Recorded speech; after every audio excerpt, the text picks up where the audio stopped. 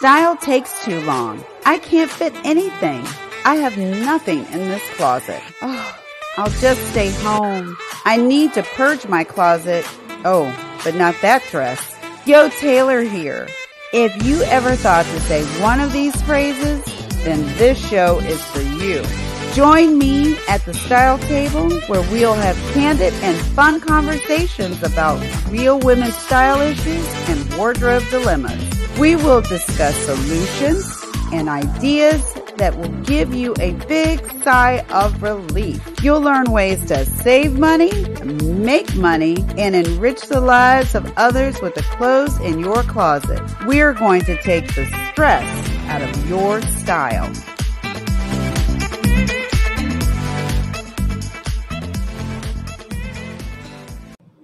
Hey everybody, it's Yo Taylor back here at the Style Table.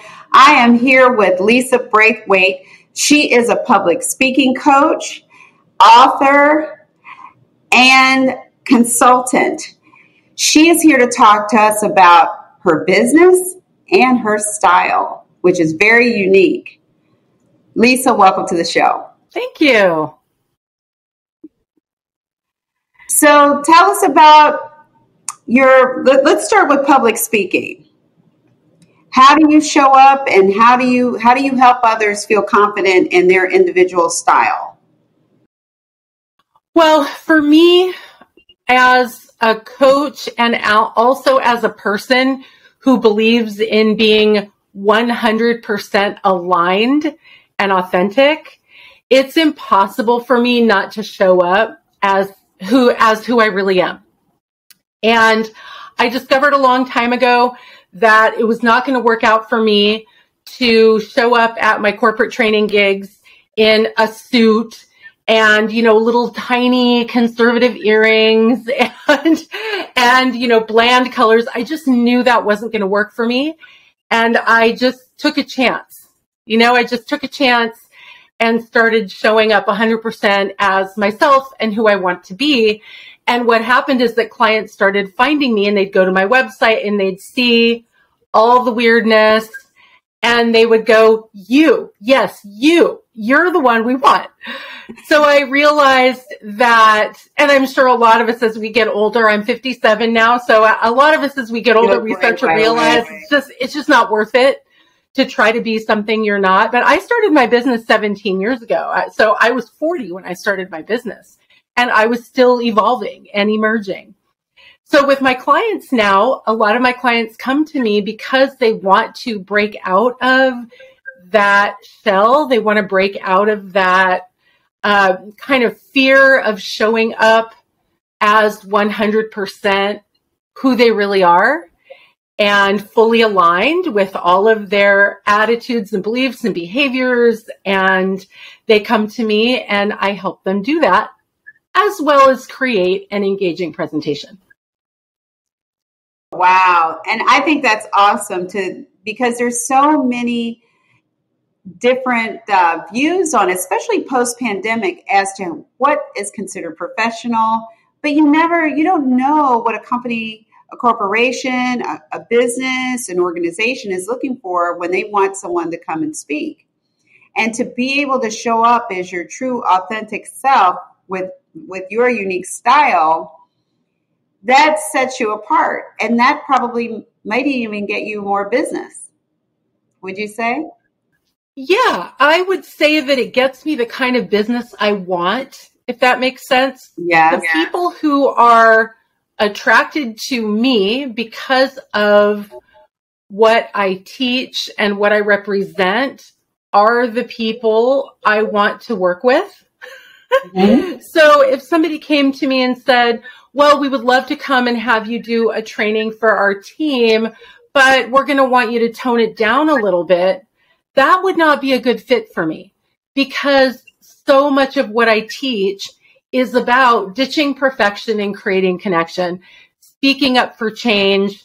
This is what professional looks like. Those are some of my hashtags out in the world.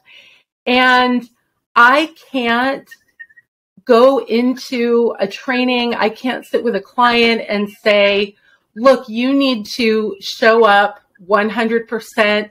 You need to be you and do you, and then kind of turn around and say, okay, I'm going to tone it down for a job. This is an interesting example. I filmed a professional course for a company that then takes those courses and they sell them and lease them to places, all over, different kinds of companies that provide courses. And when I walked in with my outfits and my jewelry, they were concerned about the size of my earrings. And when I had read the guidelines were all like, wear small gold hoops or whatever. And I read the guidelines and I literally had nothing that fit those guidelines. So I just brought a range of things. I said, these are some of my smaller earrings. And they picked a pair of earrings that worked with my outfit and with the background and the whole thing. And I'm wearing my big earrings in this professionally filmed course because ultimately it worked. It worked with who I am, what I teach, my personal style, my personality, my voice. And when I say my voice, I mean both the thing that comes out of my mouth and my point of view and my perspective, which is what I work with my clients on. See, I think that's so awesome because you definitely, if I couldn't show up as my authentic self, I would probably shrink a little bit because I wouldn't feel as confident and energetic. I wouldn't bring as much energy to what I was doing, especially public speaking. Half the time people are sitting there like this. And so you need, oh, here's another meeting. Here's another, I know because I've been that person sitting there like this, another person in a suit in front of me. And to have someone bring that pow, that wow, and tell you, you know what? Hey, I can bring that too when I do presentations. I'm going to hire this coach because I want to be, this is who I am really, but I have to sit here like this, That definitely gives you a unique advantage over many speakers. And so you're helping people capitalize on that advantage, that it is an advantage. The energy, when you say that, the energy, I am connected with so many people on LinkedIn who have really resonated with the hashtag, this is what professional looks like. Mm-hmm. And it's not just pink hair and bright clothes and tattoos. There are a lot of people who've been told their natural hair is not professional. And you might have heard this as well. I've heard from Black women and men that their natural hairstyle is not considered professional. I've heard from white women with curly hair who've been told you need to straighten your hair. There are people with disabilities have been told you need to stand up when you're giving a presentation. So it's not even just, yes, it's personal self-expression, but it's also who are you as a person on the inside? And if you're told the actual natural person that you are is not okay, and maybe it's your weight, maybe it's I was told by a theater professor that because I have a lisp, I could never be an actor, a professional actor, which is nonsense. But I was really affected by it for a while. Right. So you do shrink, you do hold back, you feel like you're wearing a costume, like you're going to work with your straightened hair and your long sleeves that cover your tattoo, and you're doing these things to hide who you really are, and it shrinks you and it eats up your energy and all of those things that you said. It's painful for people not to be who they really are. I also hear this from the LGBTQ community. The same thing. They go to work and they can't, they feel uncomfortable talking about their spouse or their kids, for example. So in my mind, this is what professional looks like. It is all of you. It's what you look like, what you sound like, how you behave, your beliefs, attitudes, your perspective and point of view, your voice, and all of those come together as a speaker. You want to bring all of that onto the stage, all of that to your audiences. And that makes it, like I said, it makes it exciting. It brings the energy. When you bring energy because you feel good and how you look, you're showing up as your authentic self, then you're going to bring it. You're going to bring it 100%. When you're there, all, shoved in the Spanx or something, you're all uptight and you're still thinking, about this problem or that problem, that wardrobe issue. When you can just show up as your authentic self and feel good, but you still want to be professional in terms of you want to be neat. You don't want to look disheveled. No one's saying come up there looking disheveled, but put together. If your style is like Lisa's, this is to my audience here, and you have bright colors, your jam is bright earrings. You love big, funky, cool earrings. That is a part of your brand. Show it. But no one's saying, don't come have it all put together like Lisa's put together. There's still a difference. And it's still polished. That's just my take on it. And this is the problem with the word professional, right? That the word professional is arbitrary. It was decided and defined, I don't know, 50 years ago, 100 years ago. Well, 50, I'm 57, so it was before that. Right, but It was defined, that word professional, at a time when most of the people in the workplace were white men wearing suits and ties and white shirts. Mm-hmm. And so we need to redefine what professional looks like, first of all. And I think we need different words. If somebody says, well, you don't look professional, I would say, well, what do you really mean? Do I not look tidy? What do you mean? What's the actual word you're trying to say? Because I've had people say, well, what do I say? If I can't say professional, how do I define somebody who's competent and good at their job and all this? And I said that somebody's competent, they're good at their job, they're on time, they have integrity, they say they do what they say they're going to do, they finish things. I mean, what are the real definitions of professional? Right. Professional is really more about how you behave in the workplace, how you are with other people. And I can see maybe if somebody like you say, looks disheveled or, maybe their clothes have holes or rips or, I don't know. I mean, I really have to think through what is considered not professional, because if you can do your job looking like you look, who cares? But I can totally see why you wouldn't want to show up to work or show up on stage with, your pants are so long, they've been dragging in the dirt and they're all dusty, or if you're wearing open-toed shoes, then your feet don't look good, or, whatever. This polished. Right. You just want to be polished. And to me, polish is, making sure that your hems are right and your inseams are right and your clothes fit well. They actually fit your body in an appropriate way. That to me is polished. And that brings me back to Spanx, because I know women hate Spanx.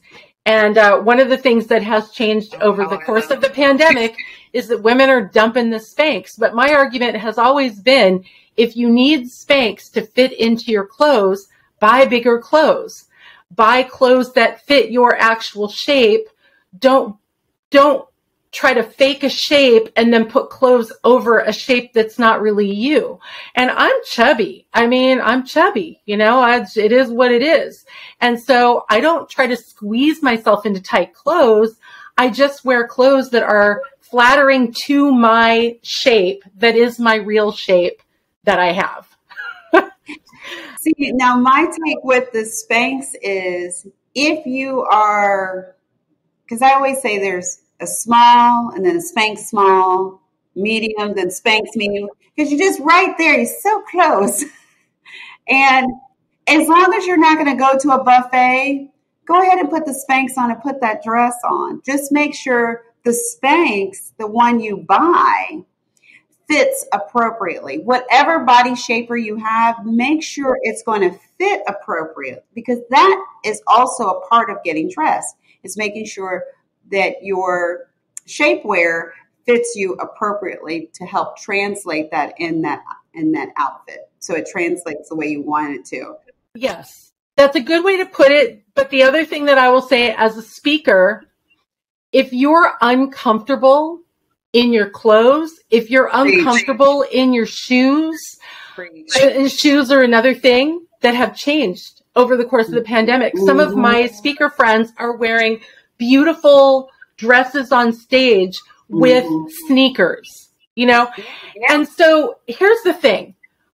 If you are going to be distracted by your own discomfort, the Spanx are uncomfortable. You can't just, sit down after the event, sit down and have a meal and have a conversation because you were dying to rip off your undergarments, or if your feet are killing you. And the minute you get off stage, you're like, I can't stay, I'm going to stay for this cocktail hour, but my feet are killing me like crazy. I mean, I'm just asking people to really rethink that. Your own style, your own personality can be conveyed in so many ways that don't necessarily have to follow the gender socialization rules that we've all been taught, that women have to be thin and have a certain shape of a body and wear a certain kind of a shoe that makes their legs look long and whatever. So I go a little bit deeper, I guess is what I'm saying. I go a little bit deeper into, are you doing these things because you feel like you won't get hired and you're afraid of going out in the world not doing these things because these are the things you've been told to do your whole life? Or are you doing these things because you really enjoy it and you're not distracted by tight undergarments or uncomfortable shoes? If you're not distracted and those things are comfortable and you enjoy it and you're doing it because you enjoy it, it's totally different than doing it out of some sort of patriarchal rules that because you're a woman, you have to look a certain way and you can't break out of that. Boom. That's it right there. Listen, listen, I'm a big feminist and I totally agree. Do not wear things that are uncomfortable. Now, unless I have friends, they will run all day in a pair of 4 or 5 inch heels with no problem. My feet at 56, they're like, girl, go over there and put those flats on. So that's my world right now. And I just rock what I'm going to rock to make sure that I'm comfortable. At all time, comfort is everything. Now, I will wear a Spanx to a reception if I'm just standing and walking around having my little nibblies, but I don't recommend wearing the dress that requires a Spanx if you're going to the Sunday brunch buffet. If you're going to do a presentation and then they're serving a brunch buffet and you go down, I suggest you go in that bathroom and relieve yourself of that Spanx and enjoy the meal. But just sure. I want to make it clear that I have no judgment about women who are still sort of trapped in that world of not quite wanting to break out of that comfort zone. I don't have any judgment. And because the reality is we have all been socialized the same way in the United States. We have all been socialized the same way. And some people recognize it and go, I hate this. This is stupid. I'm not doing this anymore, right? Like we do the older we get, especially. And some women recognize it and are aware of it and are kind of like, I'm not quite ready, right? I'm not quite ready to let my hair go gray yet, right? That's been a thing. And then there are the women who really don't see the socialization, haven't kind of recognized it or whatever. I mean, we're all in different places. So I don't judge anybody, but I do invite women to think about, are you really expressing yourself the way you really, really want to be expressing yourself? That's really what it comes down to for me. Yes, same here. Women are all over the place. Some women love it. They flourish in it. I love having you here speaking to the audience because I want all different points of view of what's considered professional, because post-pandemic, it's a whole new world out there. And I'm finding that more women are saying, I'm not doing presentations in heels anymore. I'm just not doing it. So I'm hearing that a lot. And, I still have a few who are like, oh no, give me heels or give me death. I'm going to wear them until I'm in a wheelchair. There's some women who are like that. They're just, I have a great girlfriend. She would, if she bought a pair of shoes and they came and she goes, these are really too low, she would send them to me. I'm like, okay, I'm good with that. Too low. And I'm like, oh my gosh. And I'm like, I could barely wear them. So, but she feels like the higher the better, and she's still rocking those shoes. So, and we're the same age. So the higher the better too when it comes to hair. So, we all have our thing, and it's just good to know, is it your thing? Is it your thing, or is it a thing that somebody else has put on you? Exactly. And that's important. And those are some of the things that you teach. So some of the tools and things that you teach. Now, with that being said, Lisa, please tell us how we can get in contact with you. Well, I am at coachlisab.com. That's my website. And I love connecting on LinkedIn, especially if you resonate with this concept of this is what professional looks like, and speaking up for change and ditch perfection and create connection. Definitely connect with me on LinkedIn, and especially tell me that you were at the style table, and then I'll know where you met me. And so I'd love to connect on LinkedIn. And then I'm also Coach Lisa B on Instagram. And I have been having a blast, speaking of personal expression, been having a blast making crazy reels on Instagram and having a ton of fun talking about these kinds of topics with reels. So Instagram and LinkedIn are kind of my two favorite places right now. And you guys know where you can find me, Yo Taylor at thestyletable.com. I'm on LinkedIn, Instagram, Facebook, at The Style Table LLC. And you can see Lisa and many other fabulous women talking about their business and their style on At The Style Table LLC on YouTube. See you next time. Bye.